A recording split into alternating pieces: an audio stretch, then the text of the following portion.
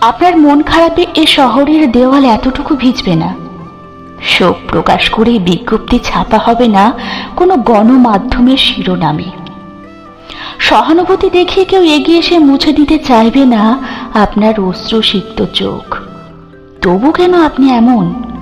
নিজের কষ্টটা নিজের ভিতর পুষে রাখা যায় না? কেন বারবার প্রয়োজন হয় দ্বিতীয় কেউ?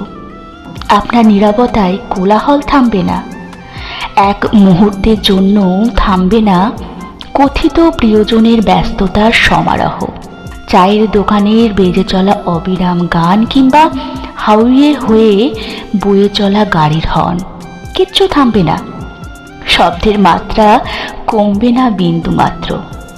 ভোর হলেই রোজ নিয়ম করে পাখিরা ডাকবেই, ব্যস্ততা বাড়বেই যার যার স্বতঃস্ফূর্ত দৈনিক রুটিনে। তবু কেন নিজেকে বাকহীন ব্যক্তিত্বে ডুবে রাখার এত প্রয়াস? কেন নিজেকে মিথ্যে আশ্বাস দেওয়া হয়? কেউ একজন আপনার সাথে কথা বলার জন্য সময় বের করে রাখে রোজ।